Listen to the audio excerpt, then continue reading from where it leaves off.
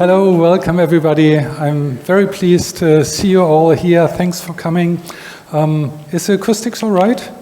Yeah, it's not too, it sounds a little bit like an echo. It's okay, you can hear fine.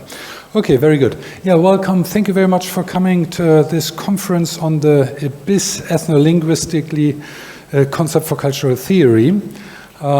Quite a particular conference in many ways. We reunite here people from different countries, but most of all from various disciplines and fields, different languages, but also actually from philosophy, semiotics, theology, and so on. We had to move this conference twice actually due to circumstances known to all of us.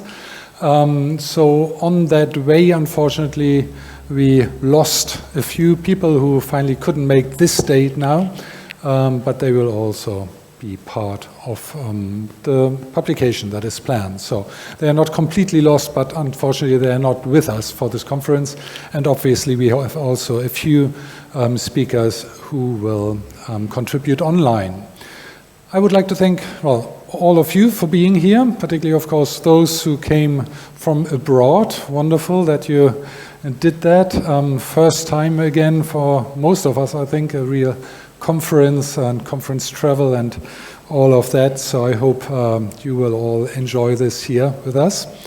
I would like to thank the college for supporting us, and of course all the staff members of college who support this event. So we have already Katlin in the back, and then our two student helpers, Cole and Oki. Thank you very much for making this possible. I'd like to thank also the European Union, because it's actually the European Regional Development Fund that finances my work. So all of this is down to them finally. And yeah, I'm grateful to the European Union for that. We were supposed to have an opening of the conference by our dean, Andy Sellert, who's professor of history, and unfortunately in the last moment he had to cancel, and he sends his greetings and his regrets that he cannot be with us now, but he sent me a few sentences that I will read on his behalf to officially, formally open this conference now. So this is now Andy Sellert speaking. On behalf of the Faculty of Arts and Humanities, University of Tartu, I say a warm welcome to all participants of the conference. The abyss between something is an often used metaphor, indicating at the same time how deeply our language is influenced by the biblical language and tradition. An equivalent of the word abyss in modern Estonian language is kuristik, meaning primarily chasm, both in direct geological meaning as well as in figurative speech. The first Estonian Bible translations of the 17th and 18th centuries do not use the word. Most probably, the word was missing in the language because Estonian nature lacks real abysses, chasms and canyons. Consequently, the abysses of our world are in many ways also imaginary, between academic disciplines, research traditions, terminological schools. I'm sure that the conference will be an effective way to build interdisciplinary bridges and fill the depth of unknowledge. I would like to thank and congratulate the organizer of the conference, Professor Pajević, and his colleagues have done a great job. You will have a great and productive day, and I wish every success with the papers and discussions. Thank you, Andy. Thanks for having been able to write a few sentences for us, and we are sorry not to see you here. But now I will probably pass on, not myself to myself, because the moderator of this session is Adam Głaz. Okay. Good afternoon, everyone. My name is Adam Głaz. I come from Lublin, Poland, and first of all, I want to thank Marko and everyone involved in organizing this event, which seems rather like a miracle after so many months of being stuck and not being sure to actually that this event will happen. And I will introduce Marko, who hardly needs an introduction. Marko is a professor of German studies here. He held positions at the Sorbonne University, Queen's University in Belfast, 2 universities in London, and he specializes in poetical anthropology and researches into Humboldt and Henri Mechanique, the French linguist and translator, with whom I understand you did your PhD, right? Yes. So Marko will address us now with his introductory talk on the Abyss. Thank you. Thank you very much, Adam. Thanks.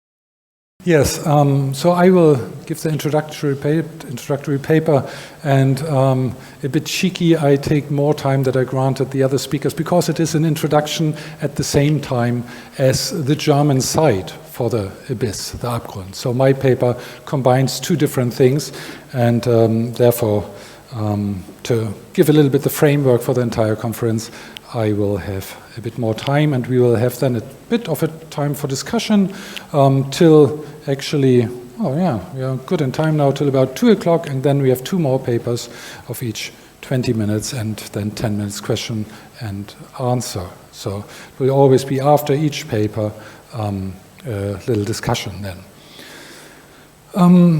Good.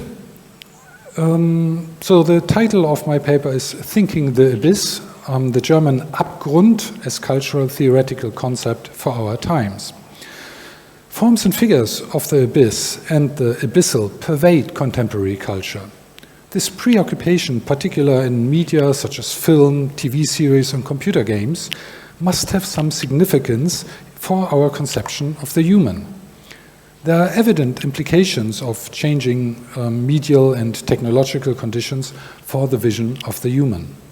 How are ideas to do with the abyss shaped by digital media and the internet, but also by the potential of human engineering? Where do we stand today, and where do we want to go to? To better understand this contemporary phenomenon of the abyss and these questions, we need to look into the cultural history of the abyssal. So, what role does it play in humanity's ideas about the world and about what it means to be human? This conference establishes a foundation for these questions. It interrogates 19 different cultures from Europe, Africa, and Asia: Chinese, Japanese, Khasi, Swahili, Hausa, Russian, Polish, Estonian, German, Italian, French, English. Yes, as I said, unfortunately 3 of these languages will not be presented here at this occasion, but they will be part then of the publication.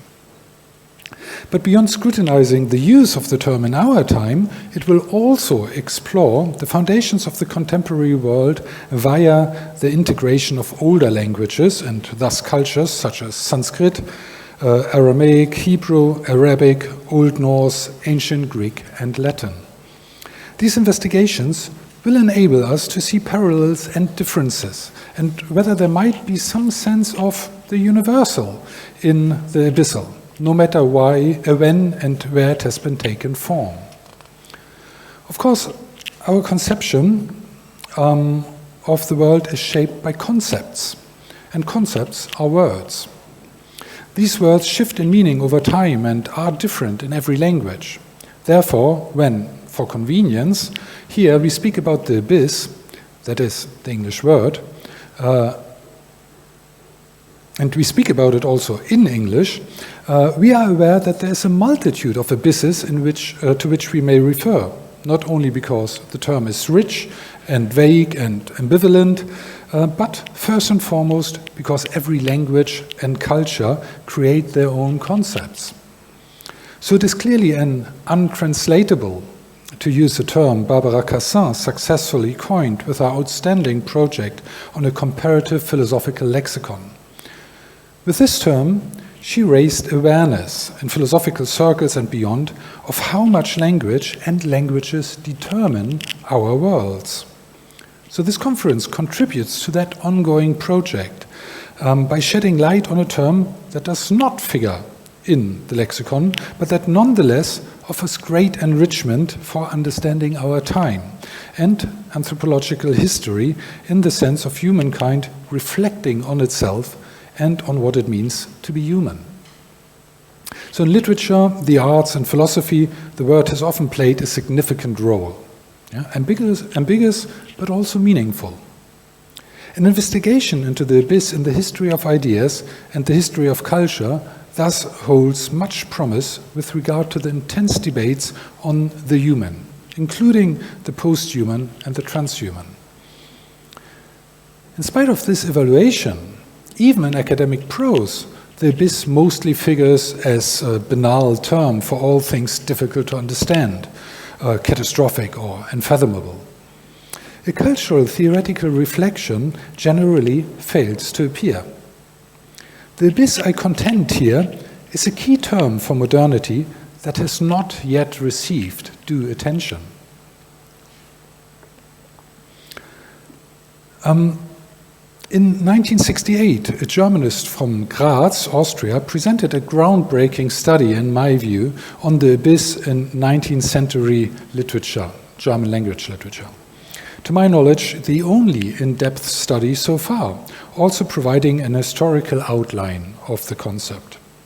In recent years, an edited volume and a special issue on the notion have also appeared in Germany. So the abyss as a term is particularly charged in German. The word Abgrund is used very frequently, but the word as such is also highly ambivalent. And precisely on account of this ambivalence has played a prominent role in the history of ideas.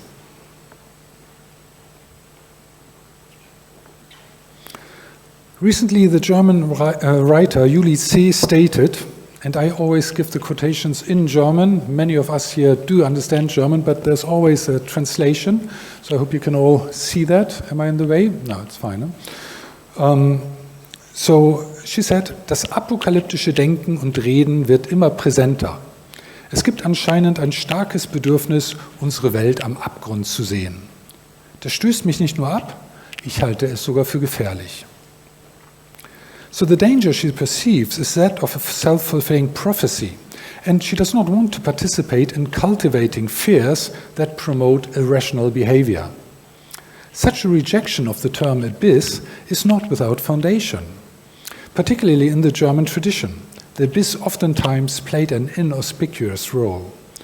This wunderbare Sehnen dem Abgrund zu, that Hölderlin had apostrophized, was presented after the catastrophe of National Socialism as paradigmatic of the German tradition, leading from the Romantics via Nietzsche and Heidegger right into the abyss. So Thea Dorn and Richard Wagner observed with respect to Heidegger, recently in a book, die Anrufung des Abgrunds, so that's Thea Dorn und Richard Wagner, die Anrufung des Abgrunds läuft auf nichts weniger hinaus als auf die Verabschiedung des Kausalitätsprinzips. Halte dich nicht länger mit Grübeleien auf, aus welchem Grund etwas geschehen ist. Lerne mit dem Gefühl der Grundlosigkeit zu leben. Wie unerquicklich diese philosophische Haltung werden kann, wenn sie sich in die Politik hinauswagt, wird sich zeigen. Heidegger will keine Gewissheit mehr erschaffen, sondern sich in die Tiefe des Nichts stürzen. So, this leap into the abyss in Heidegger is, however, to be understood as a liberation from the Machenschaften, the machinations, amongst which he also counted later on then National Socialism. So, following the abuse of this aspiration by politics, Friedrich Sieburg declared it to be typically German in 1954. Die Welt oder wenigstens den Menschen an den Abgrund zu führen, war von jeher Sache der Deutschen. And he elaborates on this. Der Abgrund mochte schrecken oder locken. Er mochte die Tiefe des eigenen Wesens sein oder den Untergang bedeuten. Stets war der Deutsche bereit, Gedanken auszusprechen und in Umlauf zu setzen, vor denen es die Menschheit schauderte. Sei es nun vor Wonne über ihre Größe oder vor Entsetzen über ihre Bodenlosigkeit. But as Dieter Borchmeier rightly states in his recent study on the Germans, There is a collective obsession with reflecting on their identity, and not all of what they see in it is specifically German, apart from this need of self-definition. So in spite of, or precisely because of, the danger perceived by Julie C., I claim that thinking the abyss is indispensable, since this notion needs to be conceptualized to shed light on the virulent uncertainty about the human, and thus to contribute to a more conscious encounter with this crucial anthropological question. But returning to the German word for abyss, Abgrund, there is evidently an entire series of related expressions in German. So Klüfte, Schlüfte, Schlünde, Grüfte. Die deutsche Sprache läuft zur Höchstform auf, wenn es darum geht, das Bodenlose in den Begriff zu bekommen. In general linguistic usage, it appears predominantly in the banal meaning of a catastrophe or a downfall, often in economic or political contexts. The concrete meaning of a steep drop into the depth is used rather rarely. It is used in connection with negative terms to intensify their meaning. Abgrund hässlich, for instance, yeah, awfully ugly. Mostly the term is used figuratively, sometimes metaphorically as an insurmountable divide between two parties, much more commonly as a standing at the edge of the abyss, yeah, am Rande des Abgrunds stehen, that is, in a condition of acute danger. This formulation appears time and again in connection with an economic or political situation. In political contexts, one often staggers next to the abyss, ja, am Rande des Abgrunds taumeln, meaning one finds oneself in a dangerous, unconscious or fraught situation where the slightest further wrong move will bring downfall. On the other hand, one can also leap over abysses, ja, über Abgründe hinwegsetzen. That is, see great dangers and surmount them with awareness and courage. The term Abgrund is also often used in connection with National Socialism and the Holocaust, which are often called the Abgrund der deutschen Geschichte, the abyss of German history. And this leads us now to the meaning of evil in human beings, which is often evoked by the abyss in expressions such as da tun sich Abgründe auf, einen Blick in den Abgrund werfen, die Abgründe des Menschlichen. So here the sense is one of human depravity, a lack of morals and ethics, the existence of dark and perverted urges. The Abgrund, or then often in the form of das Abgründige, the abyssal, in connection with the human usually indicates ethically inadmissible behavior or desires. As a negative qualifier, there's also the Abgrund an Verrat oder Niedertracht, an abyss of treason, perfidy, treachery, whatever you want, or similar, stressing the excess and infinity of a behavior or trait of character. With the Abgrund des Herzens, or Abgrund der Seele, contradictions and dark, unconscious aspirations, often evil, sometimes simply unfathomable, are alluded to. When the facade crumbles, the abysses of the human suddenly open up, and what is behind the appearances is revealed. In this sense, the abyss represents the unfathomable human emotions, but also the deeper truth behind the appearances. This aspect is predominantly stressed in the form of the Abgründige, which is often very close in meaning to the Tiefgründige, referring to depth as opposed to superficiality. It has thus also a positive quality to it. So one might speak of the abgründige Romantik or of Nietzsche as an abgründiger Denker, an abyssal thinker. In such use, the term connotes first of all a preparedness to think dangerously, to expose oneself to mental dangers, and to leave the trodden path by penetrating the hidden spheres of human existence.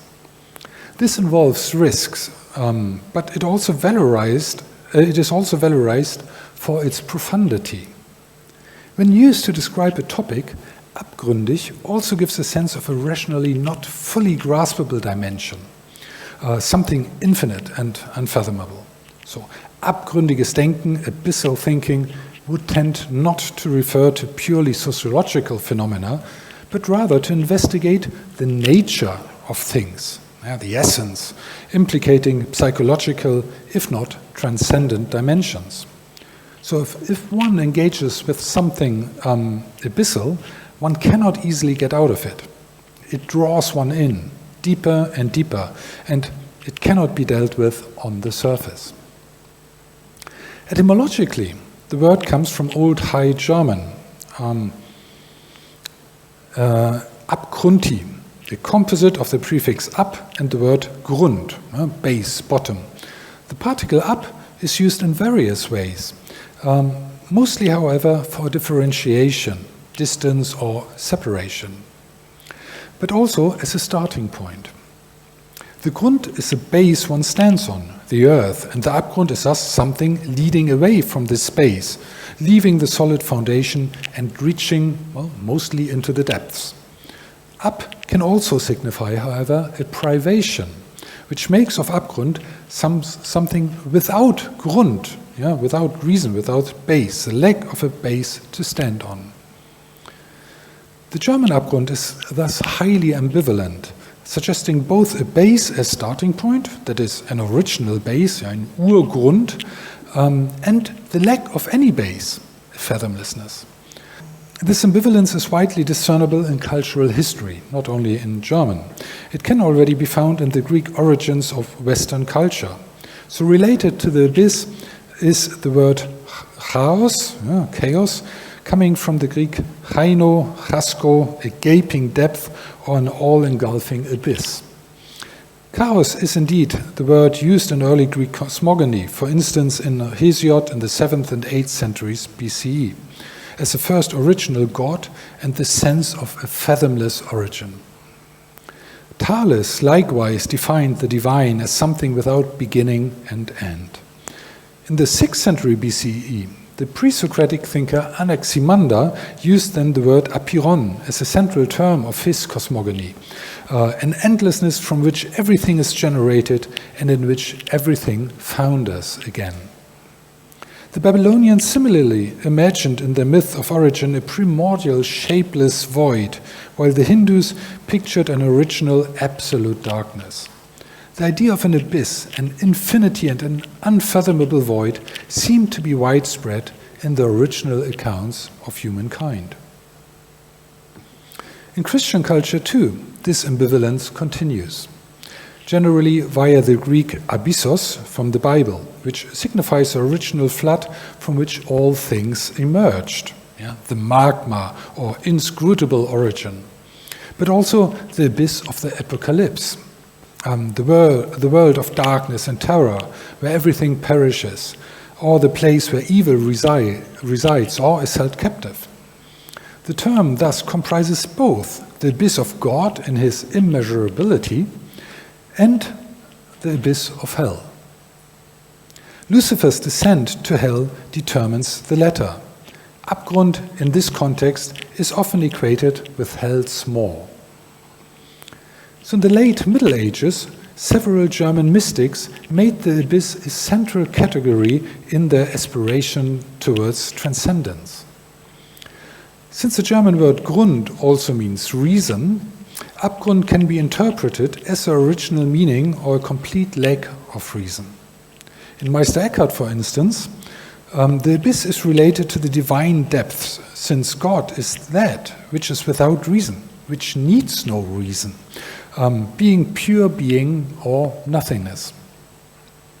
For Johannes Tauler, too, the Abgrund of the unfoundedness, the Grundlosigkeit of God, is inaccessible to reason.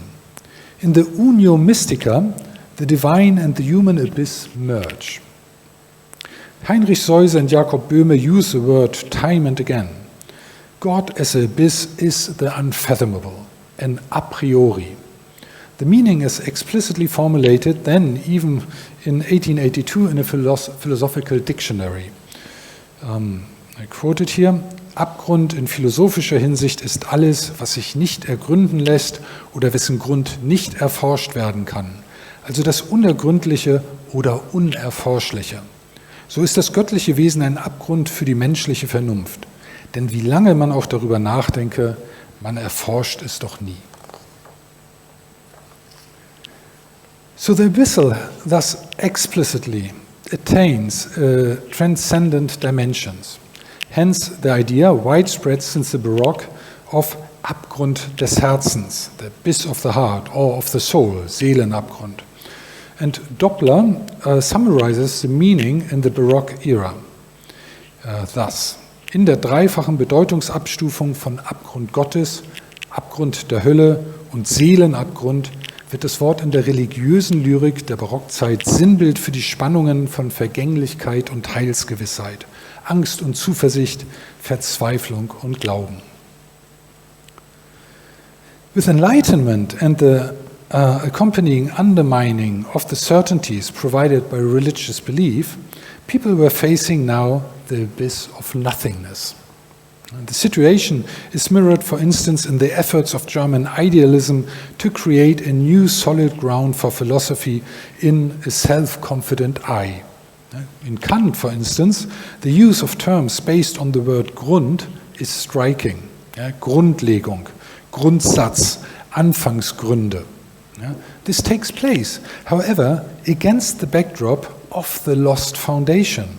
And Kant likewise points to the im Felde der dunklen Vorstellungen liegenden Schatz, der den tiefen Abgrund der menschlichen Erkenntnisse ausmacht, den wir nicht erreichen können. So now, nature too, via its sublime, serves to facilitate a new divine dimension for the individual. At the same time,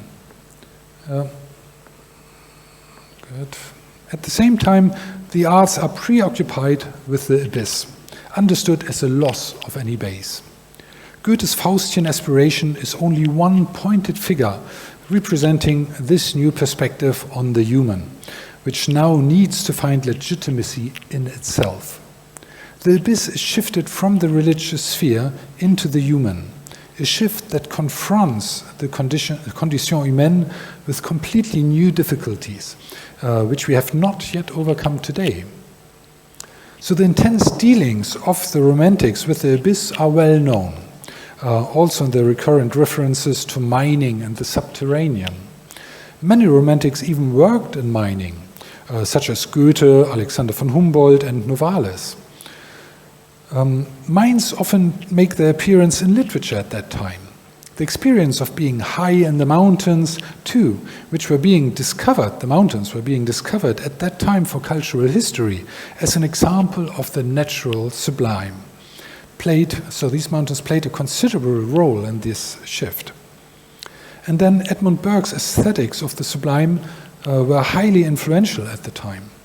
The contemplation of natural phenomena, says Burke, which open one's eyes to the limits of one's own faculties, causes in people a state of fear mixed with awe, in which the delightful horror triggers creative energy. This abyss, this human abyss, is omnipresent, for instance in Caspar David Friedrich's paintings and in Gothic Romanticism.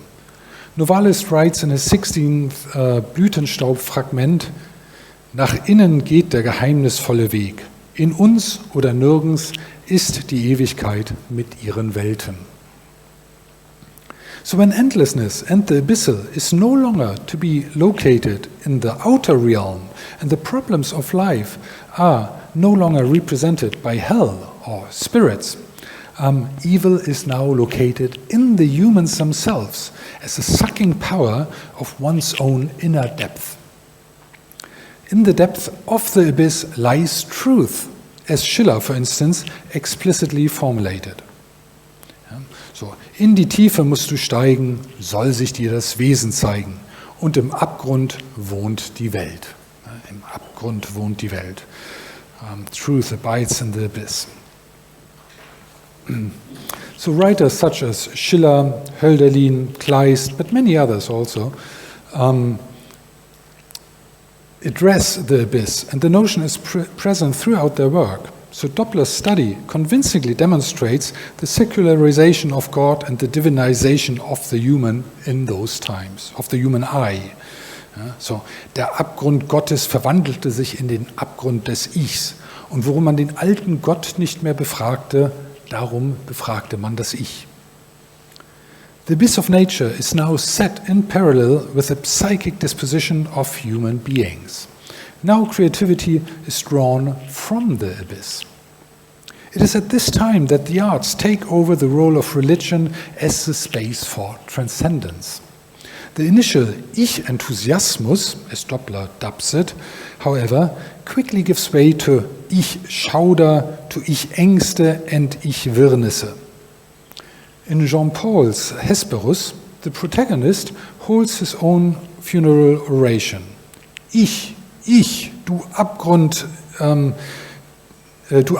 der im Spiegel des Gedankens tief ins Dunkle zurückläuft.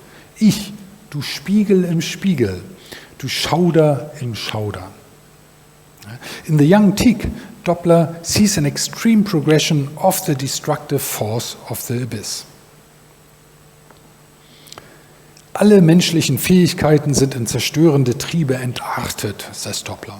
Das Ich ein einziger Abgrund, ein Abgrund des Geistes, des Gefühls, der Sinnlosigkeit, der Angst, der Langeweile. Die Sehnsucht nach Befreiung aus diesem Kerker führt nicht der Höhe zu, sondern lockt in den Abgrund der Natur, in einen luziferischen Gold- und Metallgrund, in dem das Herz versteinert oder durch Wahnsinn zerstört wird. Georg Büchners Wojciech suffers from this bottomless incertitude when he stamps on the ground in the fields, commenting, alles hohl da unten, all hollow down there, ein Abgrund, an abyss under our feet. And later in the book, Wojciech says explicitly, jeder Mensch ist ein Abgrund. Es schwindelt einem, wenn man hinabsieht. This topic of the human as abyss is, by the way, widely spread, even before Büchner. We have it in Augustinus and other people who say exactly the same sentence, more or less. So vertigo also, der Schwindel, the vertigo is of evident interest for our topic. People experience vertigo at the edge of the abyss. It has often been stated, most famously by Kierkegaard in his treatment on Angst, that vertigo is a fear of one's own wish to throw oneself into the depth. There is no reason why one should not stand securely in front of an abyss. The experience of vertigo is actually in the self and comes from one's own fascination with the abyss. It is also striking that often the fall into the abyss is represented in the form of a vortex. One is sucked up again, spiraled into one's own inner being. So in his concept of Angst, Kierkegaard develops the idea of the loss of the religious base of life. This Angst, according to him, can be overcome only by taking a leap.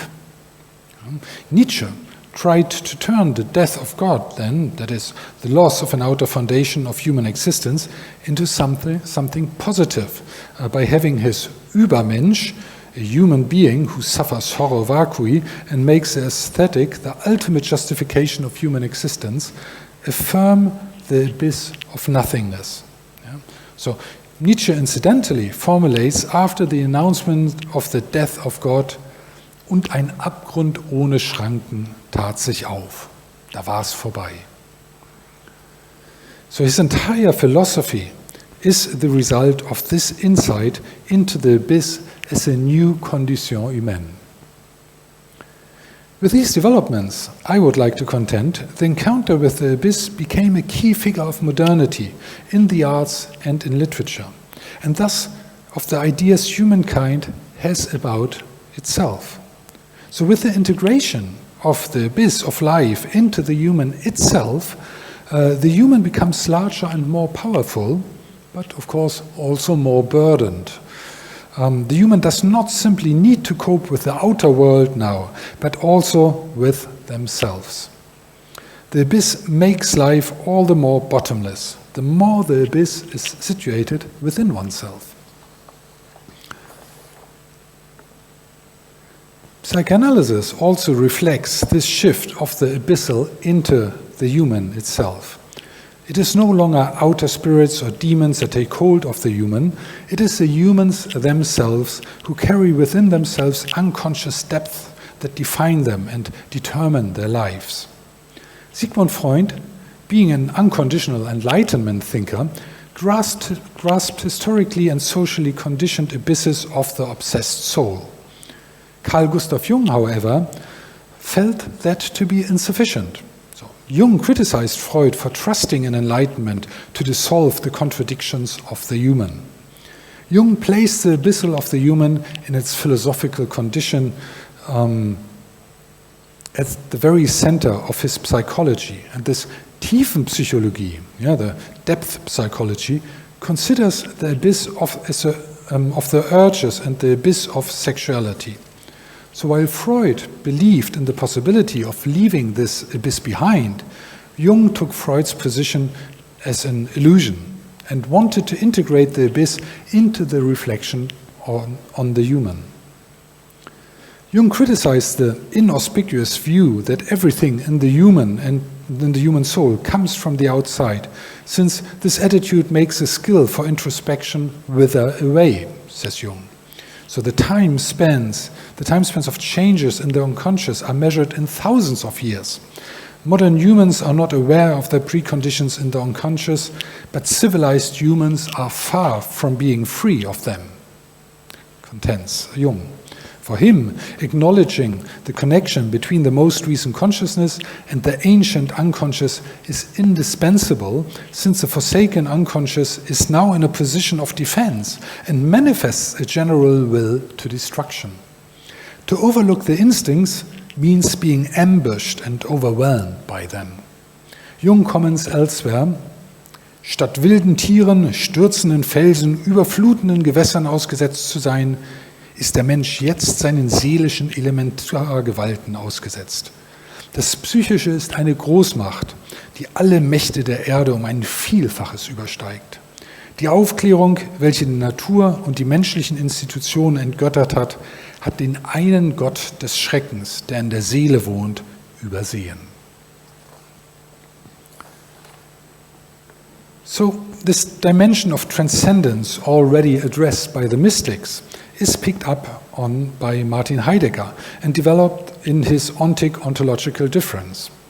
The Sein, being, is without Grund, reason base, contrary to the Seiendes, things that are, in its classification. So I quote him in German, and you will try to manage with the English. Of course, translating Heidegger is tricky. Sein ist im Wesen Grund. Darum kann Sein nie erst noch einen Grund haben, der es begründen sollte. Demgemäß bleibt der Grund vom Sein weg. Der Grund bleibt ab vom Sein. Im Sinne solchen Abbleibens des Grundes vom Sein ist das Sein der Abgrund. Insofern das Sein als solches in sich gründend ist, bleibt es selbst grundlos. So for Heidegger, the dürftige Zeit, the meager times of our era, is suspended in the abyss. And the abyss lacks Grund, base or reason. A turn, eine Wende, is only possible when the abyss of the world is experienced and borne out. For that to occur, beings who can reach into the abyss are needed. For Heidegger, those beings are the poets. Poets who wagender sind als der Grund. They are more daring than the base or the reason. According to Heidegger, the essence of the human fulfills itself in this preparedness for the abyss, which becomes then manifest, so he claims, in poetry. Martin Buber was quite skeptical when it came to Heidegger's mode of thinking, which he considered ein geschlossenes System, a closed system. As long as humans call only for their own depth, they lack relation, which in Buber's dialogical principle is fundamental. So Buber's thought also starts out from the abyss. Yeah, the human being needs to descend into, as Buber calls it, wandlungsmächtigen Abgrund, into the abyss with its power of transformation, and then realize it. Yeah, life, the abyss as life. But it is only in the encounter of I and you in the dialogical that the threat of the abyss can be banished. So Buber's I-you relation allows for the experience of the abyss on the basis of the relation emerging in the encounter. It is a transcendence that originates in this Zwischenmenschlichen, this interhuman. Postmodernism then tries to dissolve this condition in a play of surfaces. Gilles Deleuze, for instance, reduced all depth to folds of surfaces. The same idea can be found in Michel Foucault. The abyss, however, kept a place also in postmodernism, in its newly awakened interest in the sublime. So due to technological progress and domination of nature, the feeling of the sublime dissolved, more or less. In the Anthropocene, the feeling that things are independent and outside the reach of human beings lessens, and thus also the persistence of the abyss. Or rather, the abyss shifts into the technical now. The technological itself becomes the abyss of the human. Human beings try, via technology, to master the abyss of life or to fill it up. However, this only works in the manner of a dead angle, as Günther Kunert describes it, a contemporary German writer. So Kunert says, our trust in technology is the result of our limited imagination. And the dead angles are als unsichtbarer Bestandteil der Technik miterzeugt, so co-created as an invisible part of technology. As an overtaking car suddenly appears out of the blind spot of the side mirror, we are accompanied all the time by what we do not see because of our conditioned reality, but which then suddenly and powerfully reappears and can then bring about catastrophic effects. So indeed, we are by now familiar with technological abysses in which the human disappears. Virtual space is bottomless. Yeah. Often it is staged as an abyss, so cyber classics such as Neuromancer or the films Matrix and Inception and many more are good examples for that. So what are the options in dealing with the abyssal? Yeah, the shift of the abyss into the human itself, accompanying the loss of God and the resulting problems for this new condition humaine, has produced different approaches to solving the problem. Enlightenment tries to bring the abyss to the surface and thus to make it controllable. Through reason, the abyss of the I, that is, the unconscious, shall be made a conscious I. That is Freud's Enlightenment program of psychoanalysis. And thus, the abyss loses its abyssal force in the light of reason. This is certainly a very important approach. However, it always produces a dialectics of enlightenment, as Horkheimer and Adorno have demonstrated, and also the other of reason, to use Hartmut and Gernes Böhme's phrase. And whether this turning inside out can fully succeed remains an open question, as much as what would remain of humanity if it actually did.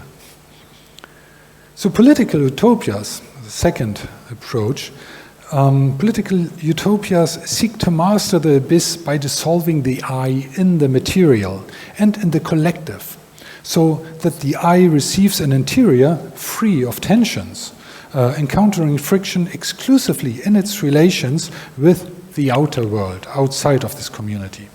So this development mostly led to a shift, placing the abyssal in the collective, an abyssal that can then no longer be perceived as such, and that becomes all the more destructive as a result. Then Nietzsche's aesthetic conception of the world bypasses the problem by affirming it.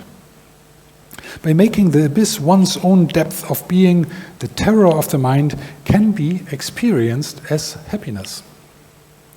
Nietzsche writes in Thus Spoke Zarathustra that only eagles can nest above abysses. But yeah, one needs to be able to fly, which only holds for Übermenschen. Another approach would be faith in technology, and that seeks to free humanity from the abyss by converging the human and the machine, and thus keeping the former technologically functional. This functionality masks the abyss, and that is an illusion. Technology has itself become an abyssal dimension, threatening to engulf the human. Transhumanism is a shift of Nietzsche's mental Übermensch into the technological realm. So the cultural industry then, with its entertainment, keeps humans at the surface in such a way that they simply do not have the space or take the time to become aware of their inner abyss. This, however, does not mean that this abyss does not exist. On the contrary, it manifests itself time and again in various forms of eruption. That human beings in the age of social media, with their uninterrupted surface activities, are, at their core, still eaten away, if not devoured, by their inner abyss, is evident in the swiftly spreading psychological disturbances to which they fall prey. So all of these approaches of taming or masking the abyss perform only partial work. Yet they are all based on the same premise, maybe apart from Nietzsche, namely that the abyss is a problem that needs to be eliminated. Breaking free from the abyss would, however, also mean the death of the human being as Western culture has conceived of it for at least 2.5 centuries now. We need to pursue the question of what replaces the lost transcendence in today's thought. The abyss cannot be pushed aside without substantial losses and undesired side effects. So, in my view, the best option for this integration of transcendence into the conception of the human is dialogism, which as early as 1843 was declared the philosophy of the future by Ludwig Feuerbach. It still seems to be in the future, even if it was validly formulated 100 years ago by Martin Buber in his dialogical principle. In the encounter of the I and the you, the abysses would be transformed into the floating abysses of life, and as such, the antinomies of life could be lived instead of being nothingness and void. That means that the encounter provides a framework that allows the abyss to exist as a part of life and without isolating or sucking in the individual. The experience of otherness in the dialogical encounter englobes life and its antinomies without a need to despair over isolation or void. Transcendence grows out of a concrete earthly encounter. It is an immanent transcendence, to use Ernst Tugendhat's expression. So the abyss represents a secular conception of the human in its infinity, and thus becomes, so to speak, the kernel of the human as such. It is precisely this awareness of the condition, of the human condition, this confrontation with the lack of a final justification, eine Letztbegründbarkeit, that makes the human human. So with this I come to my conclusions. With the developments of the last decades in media and technology, corroborated by social and political disruptions, such as a collapse of the world order and political systems, the sense of loss of economic and ecological certainties about the future and the undermining of reality through virtuality, the abyss has once again gained central significance. New possibilities of a technological transformation of the human fuel an undermining and an interrogation of the existing ideas about the human and humanity. So we can say that today we find ourselves confronted with the abyss once more under new conditions. And this often subliminal, but nonetheless very intense preoccupation has become increasingly evident in diverse cultural phenomena. There's a plethora of representations of abysses opening up. vortexes sucking characters in, abysses of their own psyche in which they sink. Such figures gain traction in the virtual world. The virtual itself can be conceived of as an abyss in which we immerse ourselves, an infinite bottomless space that engulfs us and in which we lose the connection to reality, and thus the ground under our feet. The internet in this context is not a net that catches us as we fall, nor does the web ensnare us. We tumble instead in a bottomless fall that the internet surreptitiously facilitates. So the infinite possibilities of one's mind as well as one's body are also often represented as an immersion in the abyssal labyrinth of inner being. For instance, in biochemical extensions of the human, in films like Lucy and Limitless, films and series, and many other films. So digital games have also, since their earliest forms, integrated a falling into the depths. Donkey Kong from 1981 and Mario Bros from 1983 being the archetypal examples. But they also allow for an extension of human limits in virtual space. For instance, in Suite F, Naya Automata, Soma, and Stanley's Parable. So, having taken stock of these various iterations of the abyss in more and less recent forms of cultural production and thought, it will have become apparent that the overarching research question we are pursuing here is which conception of the human emerged from these accelerated processes of digitalization and why these technologies bring about a new fascination with the abyss. By looking into various cultural forms of the abyssal over time and around the globe, we can elaborate the abyss into a fruitful cultural theoretical concept to better understand contemporary ideas on the human in changing media conditions, and to enable us to develop more conscious dealings with the current uneasiness in our ideas about ourselves. And that's well, thank you very much for the attention. So we still have some time for questions, maybe. I hope so. And Adam, you in charge. And if there's anything in the chat, you will let Adam know. Thank you.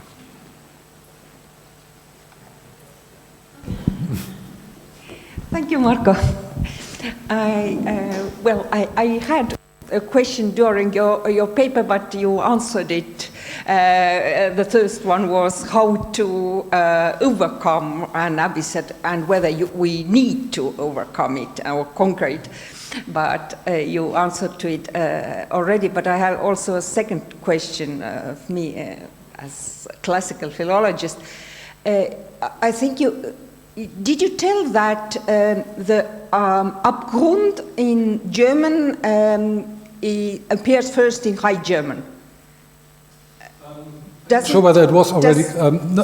No, it was in Old German, in Middle High German, and Old High German.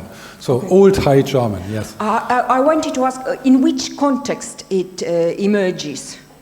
Is it already in the religious context? Has it something to do with the religious texts, or does it have other meanings?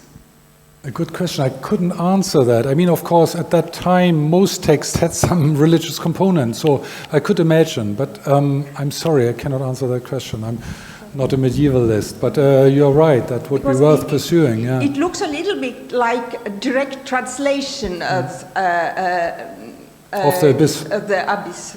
It could be, yes, but it could also be quite concrete in the sense. There's a Grund you're standing on, and then you lose it. Could also be, but I'm sure that dimension must be present as well. You're right. You have another question? Thank you. Yeah, thank you for the talk. It was really interesting. So my question is, I didn't really, and it's a comment, I suppose, I didn't hear Schopenhauer in there. He was kind of missing, and I kind of feel that the metaphysics of the will is like really definitional of what the Abgrund is, and it was very influential for Freud as well. And also there's another approach that kind of flows out of Schopenhauer's appreciation of the abyss, and that's kind of asceticism and denial of the will and this life of the saint. I'm just wondering whether that figures in, or whether whether it was just cut for the sake of brevity, or whether you don't think that's an Abgrund, or Thank you, James. Actually, I cut Schopenhauer out just for time reasons. So I had a small mention of Schopenhauer in between Kierkegaard and Nietzsche. Yeah, of course, Nietzsche builds on Schopenhauer in that way. Yeah, so his idea is somehow based on what Schopenhauer developed, exactly what you just mentioned, but he turns it around then into something positive. Yeah, so an affirmation of the abyss instead of the abyss as a reason for pessimism. Yeah, but you're absolutely right. That is the tradition, and I had to shorten this path a little bit. Thank you. We still have time for more questions, Marko? Do we still? Yes, I think we have till another 3 minutes or so. Yeah, okay. 3-4 minutes till 3. And then Janos is and one. Janos here. One. No one else has a question. Yeah. I guess one of the things that came out of your talk as I was watching it was that the abyss is in some fundamental way kind of unapproachable, and that it seems as though you're still taking a very kind of positivistic approach to the abyss, and you're looking for some kind of way to incorporate it or deal with it, and not to be too Schopenhauerian pessimistic about things, but part of me thinks, oh well, we just have to kind of sit with it and accept the fact that it's unfathomable and unincorporable. Thank you, James. Yeah, it is indeed a little bit paradoxical what I do here. Yeah, so trying to find a concept for the ungraspable. Yeah, to grasp the ungraspable. As I said, I think we don't really have to grasp it. We don't have to, seize it and put it there, fix it as such. But we have to integrate it into our thinking. We can do that in various ways. We can think around it, so circumscribe it somehow. But then creating a space in the middle around, that we have created by our discourse, where it is as a void, but it's in our discourse as a void. That's an option, for instance. And I think indeed, what I offer a little bit as my favorite solution would be the encounter. So an encounter also has this dimension that we cannot grasp. Yeah, so it's a kind of an ecstasis, a moment that is outside of those categories, but it's still there. And as long as we develop a certain terminology that makes us aware of that dimension, that is something.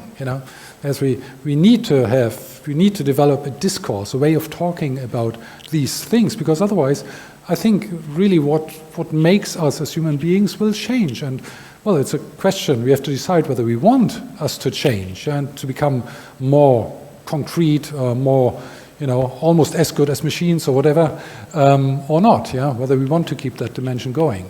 So it's really a question on how we talk. I doubt actually that it's possible to completely get rid of it. I think if we chose that option, it will always come back and hit us badly.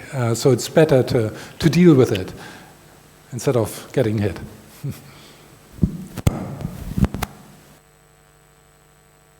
I try to put my words together because I have some thoughts flying through my head regarding this very complicated topic, obviously. But as I understood you said that the abyss can be perceived as fascinating, but also it's very dangerous and you can get lost in it. But the same thing I find it to be a very positive thing, a very inspiring thing to maybe turn it around and see it as kind of the imagination of a limitless world, something like some place where I can reach everything, but at the same time it doesn't really matter at all, because if the being, for example, itself has no reason, then why would reaching anything within this being matter at all?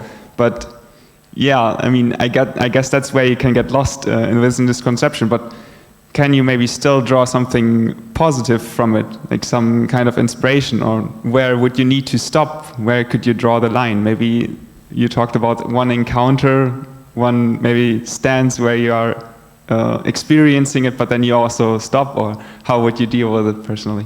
Yeah, thank you, Sven. Yeah, I mean, as I said, apropos romanticism, yeah, so obviously there's this creative force, and we have that in entire traditions. All the cosmogonies, Christian thought, they are all based on this Urgrund, yeah, which is abysmal. So all that is comes out of this chaos, of this abyss. So there is a very strong positive dimension to that. So we cannot do without that.